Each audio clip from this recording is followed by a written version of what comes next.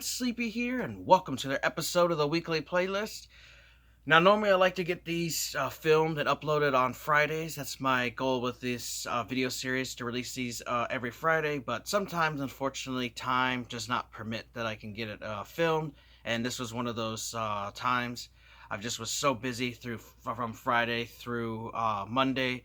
I had to work and put a lot of hours in. We were shorthanded, and I just was extremely tired. I just did not have any free time to get this video filmed. But I have been playing games.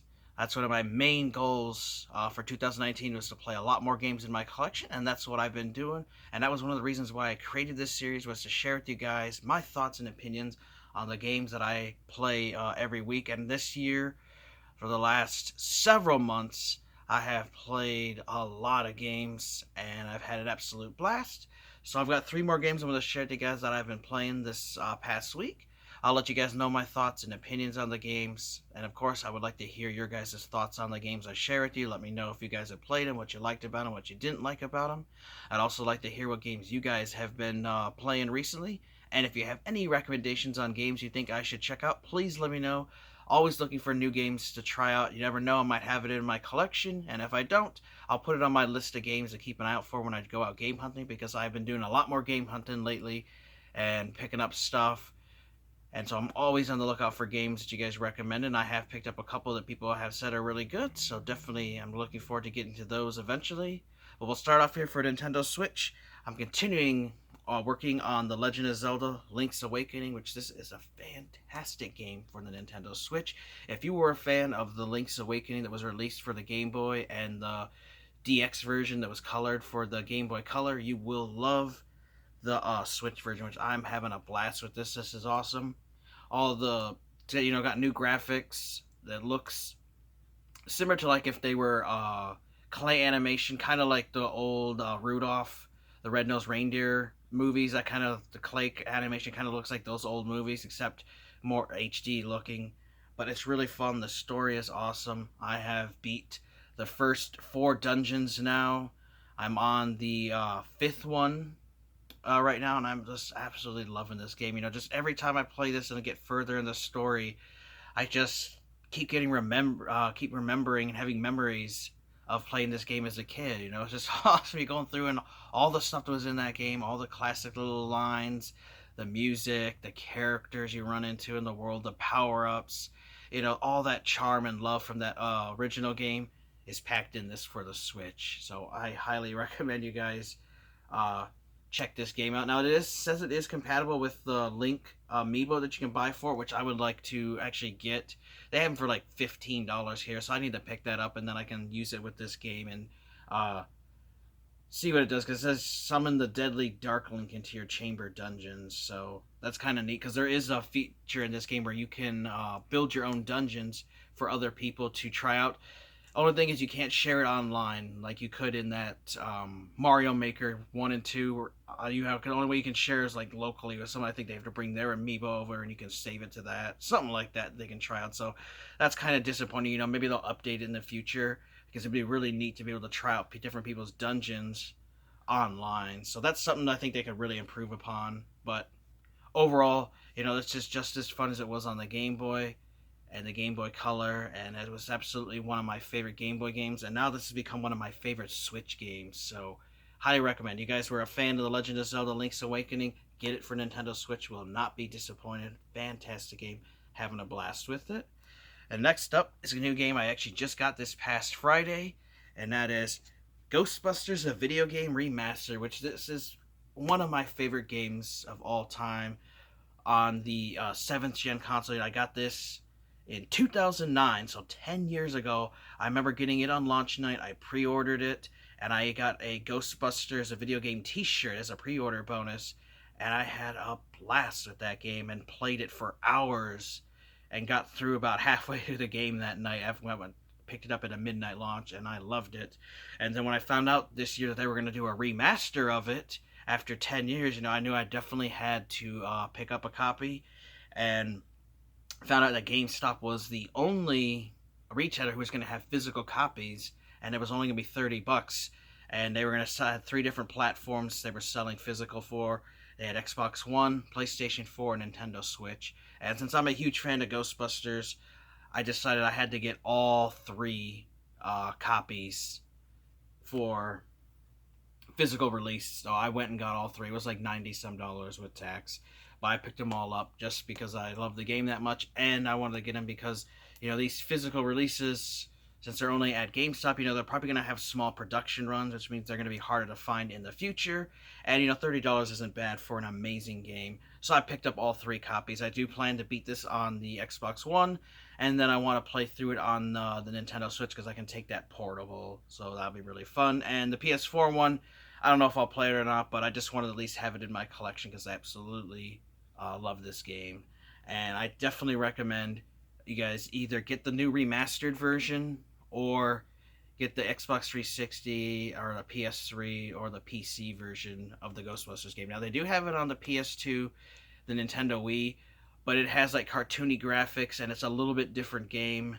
Not as good. It's still fun, but I do recommend the more realistic Ghostbusters that were on the 360, PS3, and PC, and now Xbox One, PS4, Nintendo Switch, and then they also have it remade on the PC. But this is a fantastic game. This is basically Ghostbusters 3 movie that we never got. This is the third movie for me, and I've had an absolute blast playing through this. Now, the old 2009 release had multiplayer, but they took that out when they re-released this in the remaster. They said they're supposed to be adding a new multiplayer mode in the future because I actually liked playing the multiplayer on this because it was fun.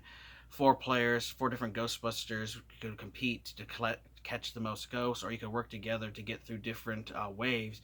And I played quite a bit of multiplayer on this, so I was a little disappointed that they took it out. But they did say that they were talking about adding multiplayer in the future and something different, like completely brand new that wasn't in the original game. So we'll see. But even if they never do, it's still a fantastic game to play through. It's an amazing story. You play as a new recruit that the Ghostbusters hire to help them capture ghosts, and you go through the story, and it has all 4 Ghostbusters. You have Winston, you have Venkman, you have, uh, jeez, Egon, and you have Ray, all voiced by the original cast. Harold Ramis, Dan Aykroyd, Bill Murray, Ernie Hudson. They all reprise their roles and lend their voices to the characters, and it's just amazing. It has all that same humor because Harold Ramis and Dan Aykroyd both wrote the story for this, like they did the original Ghostbusters movies, and so they have that charm in there. All the witty banter between the Ghostbusters and stuff, all that is in this game, and it's just absolutely fantastic. I've actually beat the first big section of the game where Slimer ends up going back to the Cedric Hotel, and you have to go back there and capture him again, and that leads to other ghosts, and eventually you get to uh, face the Stay Puft Marshmallow Man because he comes back, and that is a fantastic fight. You get to battle him throughout several different sections of that first part of the game, and it's just fantastic. So I beat that first section, and then I stopped playing, and that was the first night that I had owned the game and played it. So I've had a blast with it. I can't wait to go through the whole story, and it's really good. Definitely recommend you guys check out Ghostbusters, the video game, the remastered, just because the graphics are just absolutely amazing. It does have 4K and Xbox One X enhanced, which I don't have. I just have my normal Xbox One and my Xbox One S, and I just have a normal 1080p TV. I don't have a 4K TV, but even without the 4K, it looks absolutely beautiful. And so I could imagine what this would look like in 4K. It'd have to be just amazing. All the music is great in this game. They got it right from the original Ghostbusters movie, and it fits in so well. The movie gets you pumped in certain scenes, especially when it gets intense. The difficulty on this does have spikes. Sometimes it can be easy. When your Ghostbusters, when you get hit too many times, your Ghostbuster will go down. So it's kind of like a Gears of War thing where you're down but not out, and the computer has to revive you. And there are some difficult parts in the game where there's just 2 of you, and the computer just seems to get their ass handed to him and constantly gets knocked down. And then you rush over to try to get knocked down, and then next thing you're knocked down, and then you all fail, and you have to start over with the checkpoint, which is another thing. Sometimes the checkpoints can be absolutely terrible, and you could do quite a long section fail with a mistake, and then have to go all the way back and repeat the whole thing over. But for me, I've been playing the game for several years, so I'm kind of used to it. There's three different difficulty levels too. There's the casual, the professional, and then like destructor form, whatever. Like the hardest difficulty, which I beat it on Xbox 360 with the hardest difficulty. So I've kind of learned how to play it, so I can get around like difficult games. But if you're, uh, you know, not that used to the game or whatever, I would recommend try it on the easier difficulty first, just so you can get a feel of how the game plays and you can enjoy the story more without having to worry about constantly, getting knocked down in some of the most difficult parts of the game. It usually the difficulty really really ramps up towards the end of the game is when it gets really intense and really hard. But once you learn how to control it and stuff, you can overcome those obstacles and play it, and you'll definitely enjoy the game. It's great because you start out with your normal proton pack, and you throw out the trap and you capture ghosts and stuff. But you get new equipment and stuff that Egon and Ray are developed throughout the game, and so you get stronger weapons, and then you can upgrade them through the city as you play. Because every time you capture ghosts, you get paid money, and then you can turn that money into upgrades for your pack and the different power ups that make you stronger, which is definitely needed as you get further in the game. You gotta keep searching for ghosts and capturing them, getting that money. There's also artifacts, which are little collectibles, which you can find with your PKE meter and your goggles. And then when you collect those, you also get bonus money for that. And if you collect all of them, you get an achievement for that. So there's also all the achievements that were in the original copies are in this for you to unlock again. And it's just a fantastic story. So if you guys have never played Ghostbusters, the video game, now is a perfect time to pick it up. The 360 PS3 versions, the old ones, were getting up there, and I know now recently, since this got released, I've been seeing those prices going down to about $20 for a copy online. They were going like $30 and $40 for a while. So with this remaster release, the older ones are getting down cheaper again. And like I said, you can even get this new one for $30 at GameStop. Of course, you can download the digital version off the PlayStation Store or the Nintendo's eShop or Microsoft's Xbox Live service. You can actually download a digital copy if you'd like. But it is definitely worth picking up. It is so much fun, and I had an absolute blast, and I can't wait to beat this, because I'm going to beat this again through several times, because I want to beat it through the hardest difficulty and get all the collectibles and stuff. There's also an achievement for like only doing less than $100,000 of damage, which is tough, because when you blast things in the game, like you can leave burn marks, you can set things on fire, you can destroy stuff. Well, in the game, the Ghostbusters have an insurance policy taken out on them. The city does for all the damage they do, and it keeps track of how much damage you destroy in the game. And so there's an achievement to get through the whole game with less than 100,000, which is not easy, because you can destroy some stuff that's worth a lot of money. And then there's one for like a destructor where you do millions of dollars damage. You literally just go through, just blast everything through every level, so you can get as much money damage as you can to get that achievement, which is kind of fun to go through the game and do that stuff. So that's something I'll be working on as well. But like I said, I recommend get Ghostbusters, a video game. You guys will not be disappointed. It is awesome. And then the other game I've been playing, putting a lot of time here at night, is Tokyo Extreme Racer Zero for PlayStation 2. Love this series. I had not played this one in a while. I actually went out and bought another copy of this for $4 because most of my PlayStation 2 games are in storage in my parents' spare bedroom. And it's in one of like 30 PS2 boxes. And I wasn't going to dig out to find it, but I really wanted to play it. And I went to the game store and they had a copy for $4 in great condition, so I picked it up, and it is amazing. So if you ever played the Tokyo Extreme Racer series, then you know that this is a nighttime racing game where you're racing against other racers on the highways of Tokyo, illegal at nighttime. You start out with a really crappy car. You have to pick from they have 3 different classes: Class A, B, and C. A are your best, B is like the middle ground, and C are like the worst cars, but you can upgrade them. Start out with I think it's like $15,000 or $16,000, somewhere around there. A small amount of money to make your first purchase, your first car, and then you have to battle your way through different rivals and stuff to earn money and upgrade your car. I definitely recommend start off with the Class A car, because the computer is very very difficult, and it's you have to grind a lot at the very beginning of the game to beat races. If you start with one of the worst cars, you're just putting yourself at a huge disadvantage. And because I started with a B car and just was having a hard time with it and just wasn't really beating anybody, and it was just getting frustrating. So I decided to go with the A cars, and once I got that, the game was a little bit easier, and I've been having an absolute blast. You start off with just we have like one section of the highways opened up, and as you race through the game, you'll unlock more. Which I've already beat 27 racers so far, and I've got my car leveled up quite a bit. I've put probably 60,000 some dollar upgrades into my car because you can upgrade the body. You can change the hood, you can change the fender, you can add spoilers, you can add side skirts, you can add new bumpers to the front, the back.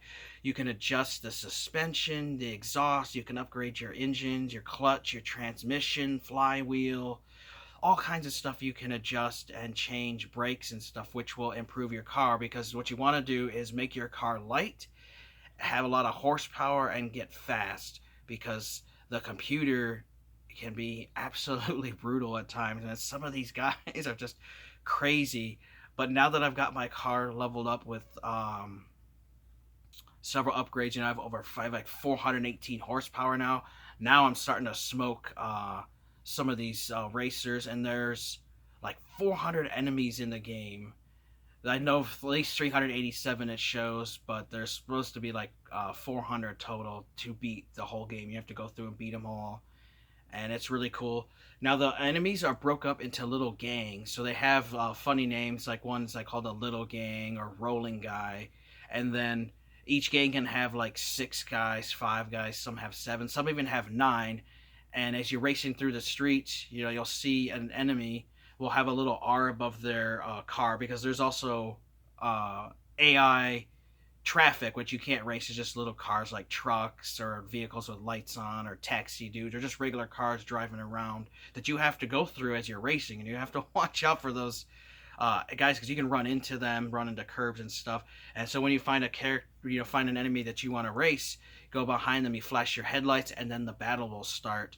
And then you each have a health bar, an SP bar, and whoever's in front, that person behind him's bar will be depleted. So if the computer's in front of you, your bar starts getting depleted. And whoever's bar gets completely depleted is the loser of the race. And the farther ahead you get of your opponent, or the opponent gets ahead of you, the faster your bar will decrease. And so that's what the whole point is. So sometimes the races can be a little bit longer, especially if they're a lot challenging computer and they're riding your ass and constantly passing you. You're both getting real neck and neck. And then there's some dudes you'll just absolutely blow out. Like I've had some that I just, because my car was so much faster than theirs, I just absolutely tore ahead of them. And then I had the same opposite effect where I played a computer guy that was just way too far ahead of me with my car, and he just destroyed me. It was just over. But it is really fun. There's tons and tons of different vehicles in this game.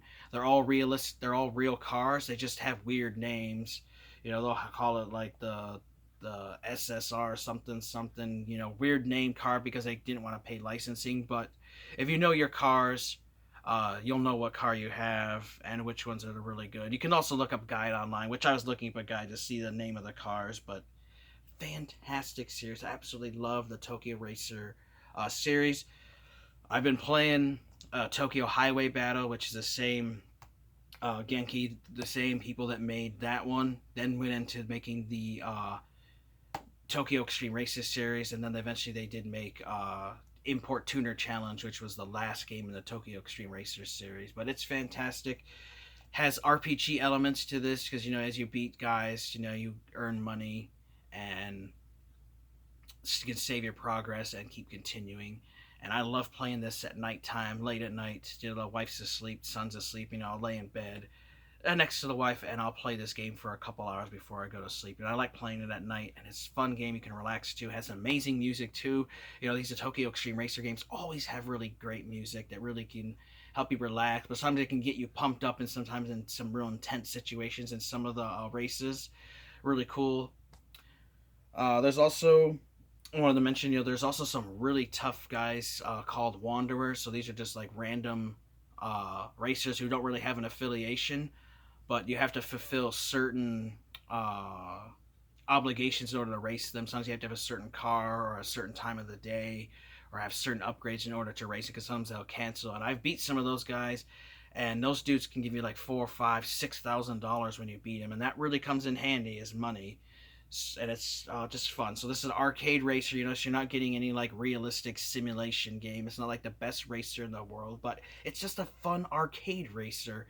And if you like racing games, you have to give the Tokyo Extreme Racer series a try. They're all very cheap except for the second one on Dreamcast. That's like a $50 game, which I don't have. I want to get it. I'm hoping to find it cheap eventually.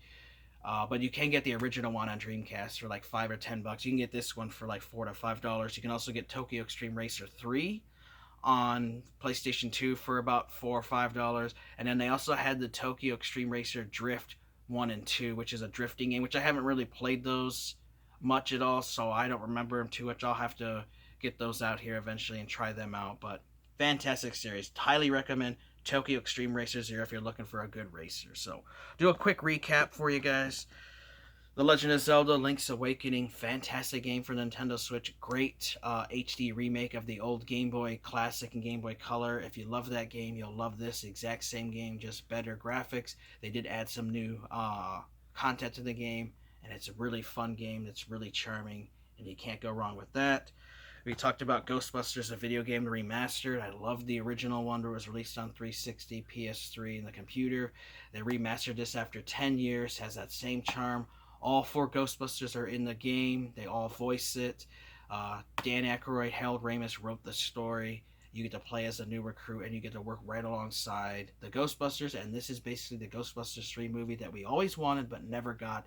And it's like an interactive movie. Definitely recommend you guys check that out.